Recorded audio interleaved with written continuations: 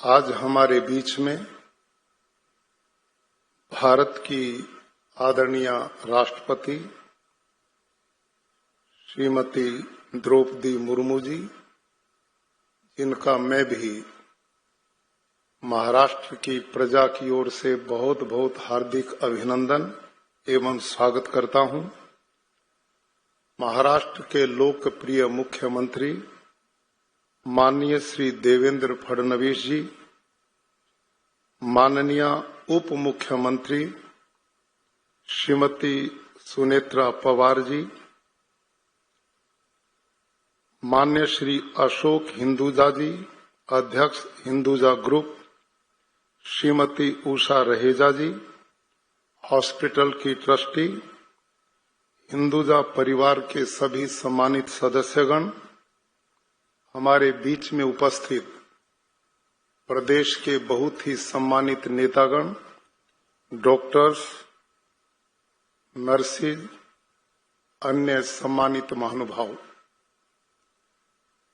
जैसा कि माननीय अशोक हिंदुजा जी ने और माननीय मुख्यमंत्री जी ने हिंदुजा हॉस्पिटल के बारे में जानकारी दी, 75 वर्ष का कार्यकाल बड़ा लंबा समय होता है और यह हॉस्पिटल ऐसे समय में प्रारंभ किया गया जब इसकी बहुत बड़ी आवश्यकता थी। देश विभाजित हुआ, मानवता बड़ी त्रासदी से गुजर रही थी, लोग बहुत विपदा में थे, स्वास्थ्य सेवाओं का भयंकर अभाव था। ऐसे समय में पीडी हिंदुजा हॉस्पिटल की स्थापना हुई और उसी समय से आज तक मानवता की सेवा में ये संस्थान अपना कार्य कर रहा है। मरुस्थल में वर्षा होती रहे तो उसका मतलब नहीं होता।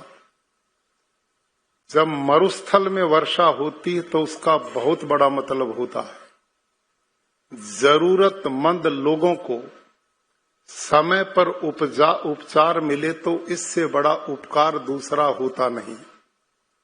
तो ये सब काम हिंदुजा ग्रुप ने, जहां अपने देश और विदेश में अनेक औद्योगिक क्षेत्र में देश और समाज की गरिमा बढ़ाई है, उसी प्रकार स्वास्थ्य के क्षेत्र में बहुत बड़ी सेवा की है। हमारे यहाँ आयुर्वेद में लिखा है, शरीरम व्याधि मंदिरम, शरीर रोगों का घर है। सावधानी हटी तो दुर्घटना घटी। जहां भी हम स्वास्थ्य का ध्यान नहीं रखते तो बीमारियां आना स्वाभाविक है और ऐसे समय पर सही उपचार हो जाए तो जीवन को बड़ा सुख मिलता है।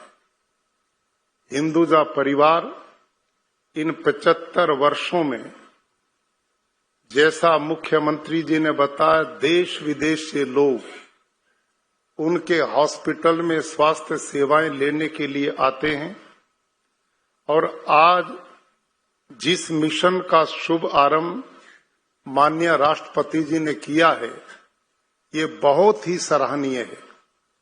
गांव के लोग, दूरस्थ रहने वाले लोग अस्पताल तक पहुंच ही नहीं पाते, कुछ लोगों को जानकारी ही नहीं होती।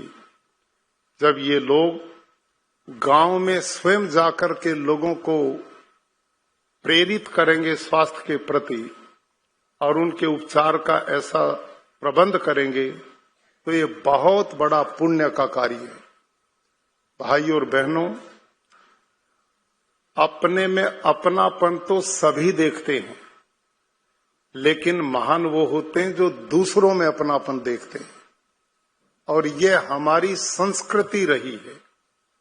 हमारे यहाँ सारे विश्व को ही अपना माना गया है। अयम निजः परोवेति गणना लघु चेतसाम, उदार चरिता नाम तु वसुधैव कुटुंबकम। ये तेरा है, ये मेरा है, ये अपना, ये पराया है, ये बड़े छोटे लोगों की बात होती है। महान लोग वो होते हैं जो समस्त ब्रह्मांड और विश्व को अपना बना लेते हैं और स्वयं उनका बन जाते हैं। और ये काम भारत ने आदिकाल से किया है और वर्तमान समय में इसका बहुत बड़ा उदाहरण भारत के यशस्वी प्रधानमंत्री श्रीमान नरेंद्र मोदी जी ने कोरोना काल में किया है, जब भारत ने 9-10 महीने में ही वैक्सीन का निर्माण किया। और वो वैक्सीन केवल भारत के लोगों के लिए नहीं, अपितु उन गरीब देशों में जहां जीवन बचाने की जरूरत थी, भारत ने वो काम किया। और हमने सारी दुनिया को अपना परिवार मान करके इस काम को किया है। सबका जीवन स्वस्थ हो, सब निरोग हो। हमारी तो प्रार्थना यहां से शुरू होती है, सर्वे भवन्तु सुखिना, सर्वे सन्तु निरामया, सर्वे भद्राणि पश्यन्तु मां कश्चित् दुख भाग भवेत्।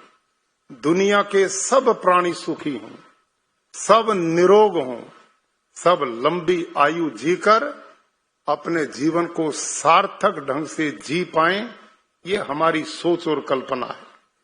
तो इस सोच और कल्पना को पूरा करने में हिंदुजा हॉस्पिटल के माध्यम से जो योगदान चल रहा है, मैं हिंदुजा ग्रुप को इस सुंदर मिशन के लिए बहुत बहुत बधाई देता हूं, साधुवाद देता हूं, अभिनंदन करता हूं। वो मानवता की सेवा इसी प्रकार से करते रहें। लेकिन मैं एक प्रश्न भी छोड़ करके जरूर जाऊंगा, बीमार हो इलाज होना ही चाहिए। इस दिशा में यहाँ डॉक्टर्स लोग बहुत बैठे हैं, उनका भी अभिनंदन है। लेकिन मेरा एक प्रश्न है, आज से 40-50 वर्ष पहले कोई कैंसर को नहीं जानता था, कोई हार्ट अटैक को नहीं जानता था, कोई डायबिटीज को नहीं जानता था, किसी का हार्ट अटैक की घटना नहीं सुनती थी, किसी की पेनक्रियाज फेल नहीं होती थी, किन्हीं की किडनी नहीं बदलवाई जाती थी, किन्हीं के घुटने नहीं बदलवाए जाते थे। इन 30-40 साल में क्या फतह आ गई इस दुनिया में, इस पर हमने सोचना चाहिए। ये दुनिया तो हजारों साल से बसी हुई, ये इतनी बीमारियां जो आ रही हैं, कारण तो कुछ होगा। हमारे यहाँ शास्त्र में लिखा, न तो कारणाभावात् कार्य भाव है, कारण के बिना दुनिया में कोई कार्य होता नहीं। कोई आदमी ये कहे कि जी बादल बिल्कुल नहीं थे, वर्षा बहुत हुई, नहीं मानी जाएगी बात। धुआं बहुत था, आग बिल्कुल नहीं थी, ये बात समझ में आती नहीं। कारण से ही कार्य होता है। जब 40-50 साल पहले ये कोई भी बीमारी नहीं थी और आज इतनी तेजी से बढ़ रही है कि हर साल उनकी गति बढ़ ही रही है। हॉस्पिटल भी बढ़ रहे हैं, डॉक्टर्स लोग भी बहुत प्रयास कर रहे हैं, सरकारें भी रात दिन इस दिशा में लगी हुई हैं। लेकिन मूल को हम पकड़ेंगे नहीं तो ये बाहर पत्तों की सिंचाई कब तक होती रहेगी। कारण तो होगा, और मैं समझता हूं इसका बहुत बड़ा कारण है हमारी दिनचर्या खराब होना, हमारे खान पान का दोष होना। मैं और आप आजकल जो खा पी रहे हैं उनमें शुद्ध कुछ है ही नहीं।